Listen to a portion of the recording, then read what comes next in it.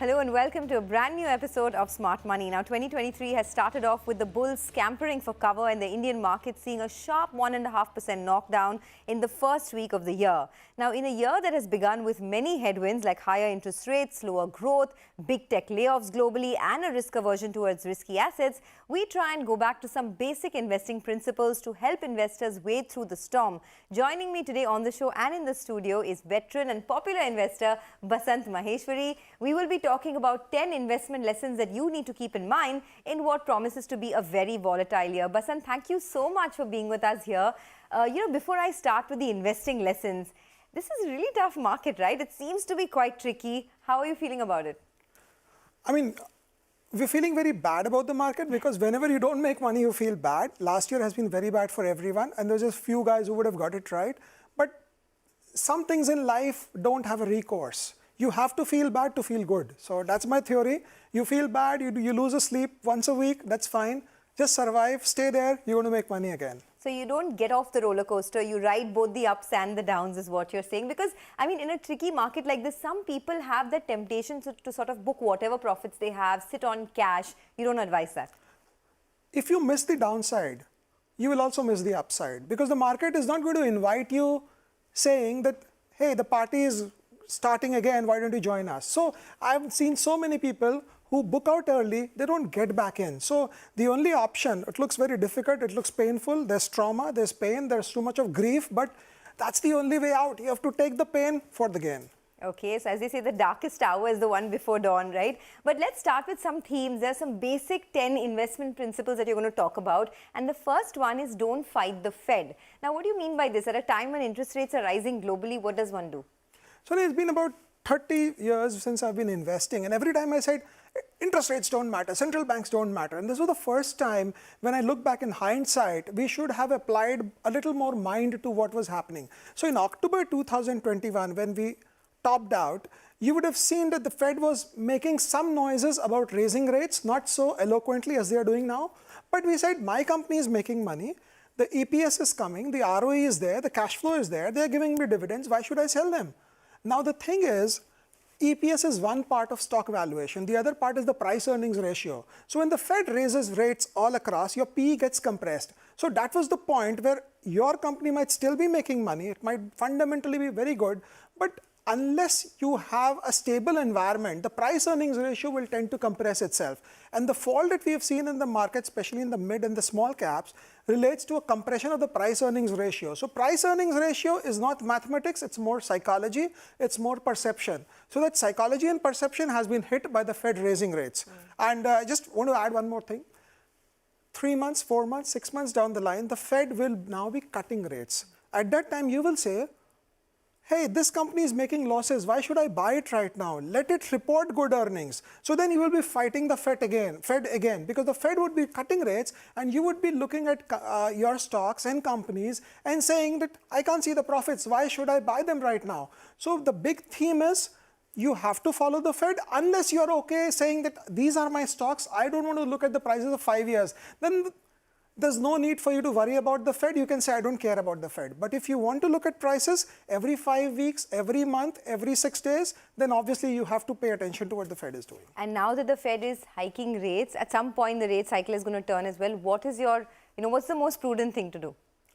So, I mean, the most prudent thing to do would be to retain your investments and hold on. Now, what would it take for the Fed to actually accelerate the rate cut process? So tomorrow you get a news flash that Barclays is having a problem in Europe.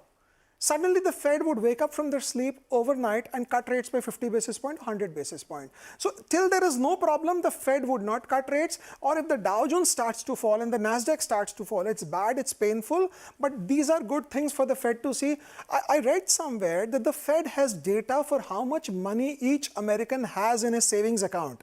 And they keep raising rates till they figure out that we have exhausted all the savings account balances to that level, which means that the guys can't take it anymore. So the Fed is there to suck all the money out from you, and when their data tells them that they have really brought you to the road, that's where they will stop.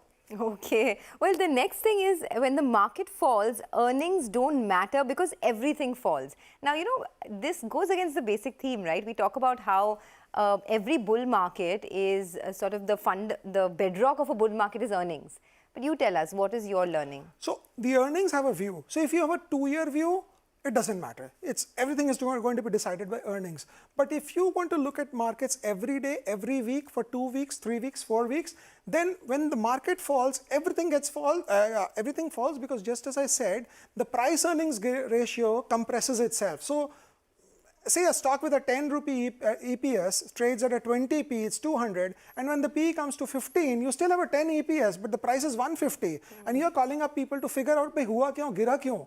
Gira isliye because there is a PE compression. So when the market falls, everything tends to fall, and that's the problem which we don't understand, and we take a lot of time to understand because we want a logical reason for every price move, and every price move doesn't always depend on logic. It depends on too many other things also. So what do you do at a time like this? To give you an example, right? I mean, technology stocks, great companies, super managements, they've lasted for over decades. But this year, the year gone by has been pathetic, down 20-30%. But the global tech market has also fallen. So what do you do at a time like this? So I'll give you a thing which we've researched and we saw. Stocks don't fall more than 60-65%. A few of these tech names have went down 50% and then they stopped. So at 60-65%, unless the company is folding up and heading itself into bankruptcy, every stock tends to turn back 60-65-70%. And the logic there is, I mean, if you look at it globally, Meta fell 70%, it recovered back. Adobe fell 70%, recovered back. Netflix fell. In India during the COVID times, Bajaj Finance also fell and it recovered back. So beyond a point, stocks don't fall. So that's what you have to keep in mind. And if you think that America is not going to be in a recession for 20 years like Japan, obviously you have to buy the tech names. Okay, so that brings us to our third investment principle, that companies with good earnings always bounce back. Do you think IT is a good example there? Because the earnings have been good, but perhaps not as good as what the street was estimating, right? There is a slowdown in growth. So how does this sort of corroborate with that? The fall in the IT stocks has been because their EPS hasn't gone down. The price earnings ratio has compressed itself because of so much of chatter around the world about recession and global slowdown and things like that. And the thing is, if a company's EPS doesn't fall but grows 10-15%, then stocks normally see their all-time high between 12 to 18 months of that. You can go and backtest this. So if my company's EPS is not falling, the earnings are not falling, and like we suggested and we discussed a few minutes back, that in the long run, it's the earnings that takes over the entire thing, then obviously the earnings are going to rule the roost for the next 12 to 18 months. But you have to have staying power for that. If you buy a stock and it falls 3%, 4%, 5%, you won't get a reason. There are no reasons in this market for day-to-day movements. We create reasons. While you're in the newsroom, you will have to look at reasons because your viewer wants to look at the reasons. That's my job, but right? There are yeah, absolutely. But there are no reasons for day-to-day moves. So that's the way to look at it, that if the EPS comes through, all stock prices will reclaim their all-time highs. But if the EPS doesn't come through, I mean, Infosys from a 300 PE took 6 years to recover back the entire money, but at least you recovered it back. And 300 PE Infosys had when it was not paying taxes because it was under the tax holiday scheme. So basically it was effectively 400-500 PE in the year 2000. So even a company with 300-400 PE gets to take out its all-time high in 6-7 years. So if you can hold on, I mean, you will make money. Okay, so let me just try to play the devil's advocate here, right? You're saying that companies with good earnings will bounce back. What do you do with some of these names, say the new age tech companies, the Swiggies, in the listed space, the Zomatos, Nykas of the world, right? They're promising a return to profitability. They haven't displayed it just yet, especially names like Zomato. Then there are these huge large-scale layoffs at the company. But there is a hope of profitability. What do you do at a time like this? See, these are new age tech companies who have long distance earnings. So they are promising you of earnings about 2 years, 3 years, 4 years down the line. Even a stock like Nykaa, for example, a stock like Paytm, for example. Right now, if I can get a profitable company at a 12-15 PE, nobody, see, environment is not about risk. This environment is about being risk averse. So these companies will not do well right now, but when the Fed cuts rates, these will be the ones to recover back the fastest. But then it's very difficult to make money in those kind of companies. And this time, when the situation is a little uncertain and a little foggy out there, I would suggest that people should back up companies which are showing earnings rather than try to back companies that are showing promises. Okay, so stick with companies that are showing true earnings, factual earnings, rather than just the hope of profitability. So perhaps be cautious on these new age tech companies. All right, got that. The next one, stocks can fall without logic because someone else is on a margin or leverage. So this is more to do with some of these trending stocks, as we call it, right? What does one do here? There's sometimes no logic on the way up and on the way down. What do you do? So margin is more of a cascading impact. It's like the cycle stand syndrome that I say. You push one cycle and there are 20 behind it, and you suddenly find 21 cycles falling, because when a price falls, X is on margin, he sells, and because X sells, price falls further and he instigates Y to sell and Y instigates Z to sell, because every fall in price instigates and creates this margin issues. So when you have a stock like this, first is for a retail investor, he would never know whether it's falling because of a margin call or whether it's falling because of an earnings disappointment. You want to give us some examples?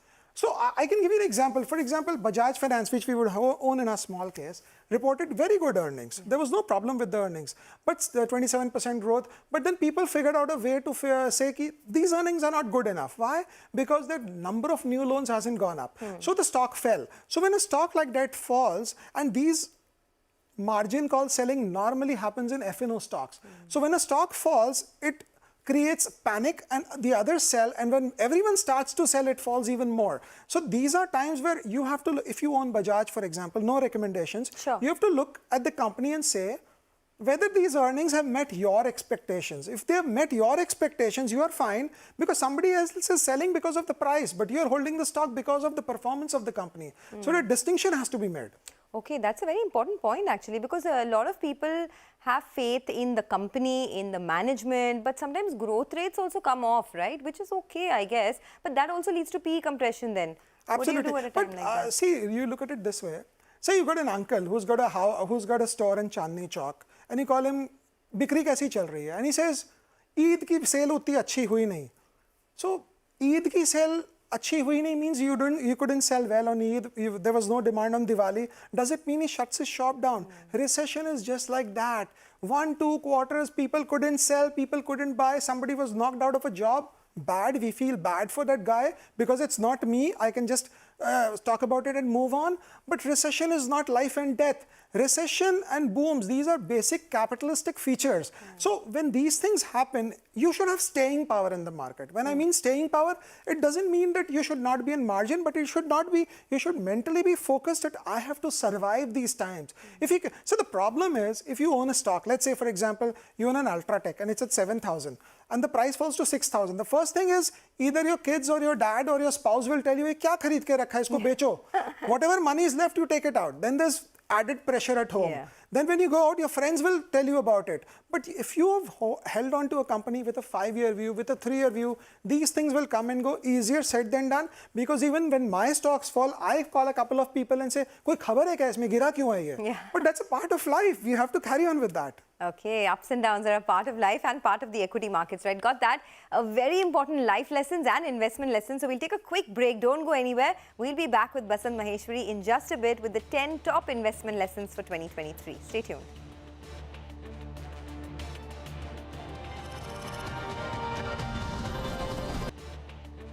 Welcome back to Smart Money. This is our New Year episode where we're talking about the 10 investment lessons that you need, especially in a volatile year like this one, for 2023. We have Basant Maheshwari, author and portfolio manager at Basant Maheshwari Wealth Advisors, and he has very helpfully talked about, some investment lessons. So let's move on. Basant, the next investment lesson that you speak about is every stock has its day.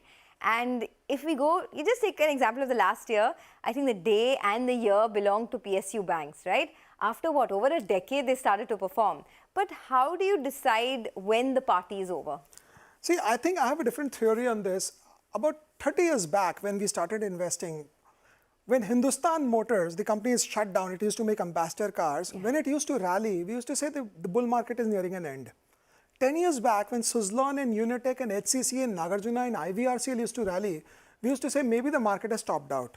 I don't know, I don't want to put my neck out, but the way these PSU banks were going up, none of the guests on your channel could actually defend them fundamentally. All they said was they haven't gone up for 5 years, so suddenly they are going up. And all these second line, third line PSU stocks that were going up, I don't know whether they had a message for us saying that right now you guys are making money, but just be careful, this bull market is wanting to take a breather now. Are you saying that because you missed out on the rally? Of course I missed out. Of course I missed out.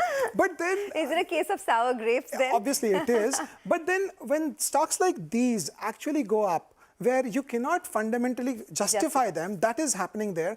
And say with PSU banks also, even if you had them in your portfolio, they would have been 3, 4, 5%, not enough to move the entire portfolio. So, but every stock, if you survive the game, if you hold it, you will make money. So PSU bank has to be distinguished. And SBI is not a normal PSU bank. That's a class A, category A bank. But the second line and the third line banks, the third line stocks, when they start moving up, it tells you that there is a danger level somewhere. And it's okay to miss out on the rally, right? I mean, there's so many fish out there in the sea. You don't have to eat every single one of them, right? Got that. Let's move on. Popularity loses. Now, what do you mean by this? You talk about how fancied high PE stocks held by large funds didn't outperform HDFC Twins, paint companies, strong brand with moats.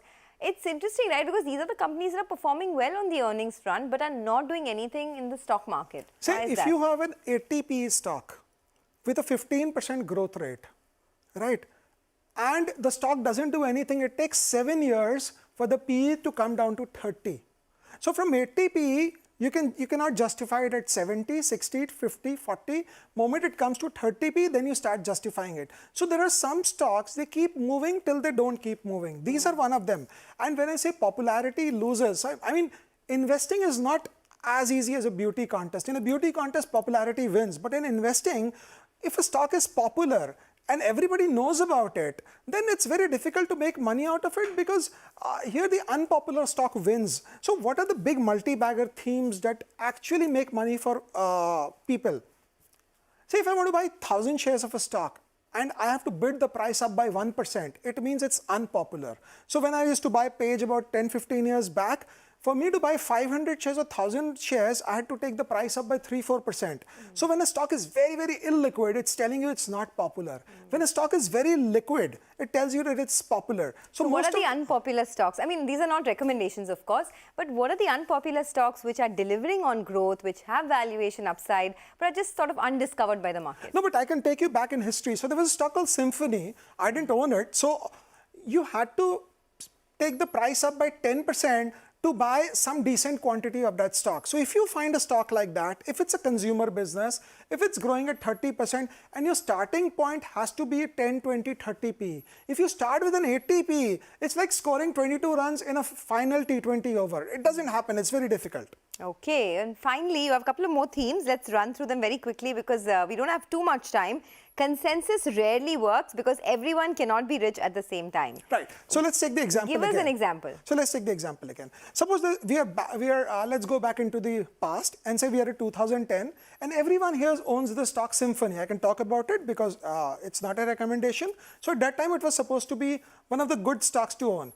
And if everyone owns Symphony or everyone owns Titan and the price doubles up, where is the next buyer going to come from? Because everyone has already bought the stock. So the consensus never wins because at every price point, even as the stock keeps moving up, you need a new set of buyers to come in. And if all the buyers have already bought the stock, and that's the problem, Sonia, when you tell me to talk about stocks on TV, and if I talk about a stock on TV, I naturally tell everyone to buy it. And if everyone's bought the stock, and let's assume the stock goes up 50%, where are you going to get the next set of buyers from? So you want to own your stock, not talk too much about it, and then hold on to them. Okay, information is democratized, causing volatility. Now, an overdose of information in today's day is a given, right? Right. WhatsApp, TV, social media, Telegram. How do you cut the noise? So the only way to cut the noise is to extend your holding period. Okay. Because if you have a smaller holding period, the noise is going to cut you both ways. It's going to go up, it's going to come down. So from June 2022 to October 2022, in 3-4 months, the index rallied at least 3,000 points. And no one knew why it's going up. And index also fell like that. So the problem with this kind of information is everyone gets all the information within a period of say 30 minutes or 20 minutes, and everyone looks at the same exit door and everyone wants to get in through the same entry door. And that's the problem with information. But this information is there for sure. It cannot go away now. It can only increase. So the only way to get out of this is to extend your holding period. Okay, extend your holding period. That's the only way you can cut the noise. Got that. Money can be made by short-term trading, but wealth creation needs long-term EPS growth. I think that's a given, right? I mean, that's kind of something that everyone knows about. Everyone knows about, but in this kind of an environment, even if your company is going to grow EPS by, say, 25% every year, and there is so much of noise all around, you would want to sell the stock and say, I will buy it back later when there is clarity. So when there is clarity, आपको भाव भी clarity के देने पड़ेंगे. You will not be invited for this party by a prior invitation, and that is why if you are sure about your company that it's going to grow earnings, let the other guy make some extra money by trading. Let the entire world make money, but you have to stick to what you know. And if your company delivers on earnings, you will get your price back. Okay, now that the lessons are over, before we end the show, I know you don't want to talk about stocks, but give us some themes. What do you think the big trend, the big theme will be in 2023? So the big theme, the trigger for all the themes is the Fed interest rate. If the Fed sticks to its higher for longer policy, 2023 is going to be a damp wicket for you to bat on. It's going to be very difficult. You have to just think of surviving.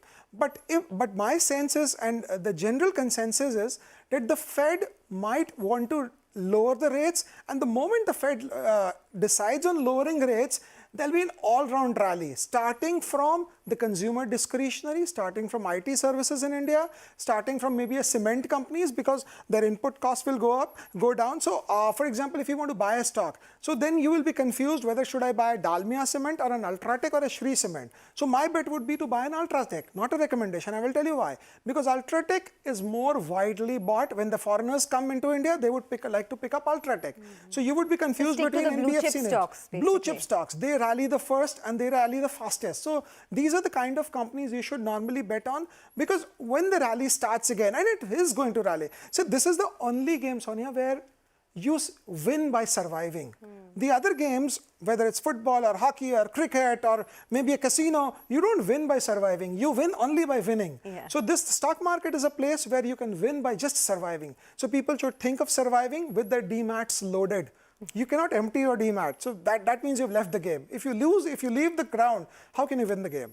Okay, this show was truly dripping with a lot of investment advice and, sane advice at that. Basant, thanks a lot for joining in. Hope you have a great 2023. Thank you. Hope you don't just have to survive, but you make a lot of money this year. And I would like to add, it's easier for me to say, but even we get swayed by prices on the screen. But then you hold yourself back and you say, I have to survive. That's it. Okay. This too shall pass. As long as you continue watching the screen, I'm fine with anything. Thanks a lot for joining in. Really entertaining infotainment, as we call it. A lot of information, a lot of entertainment. Thanks a lot. With that, it's curtains down on Smart Money. Thanks a lot for watching.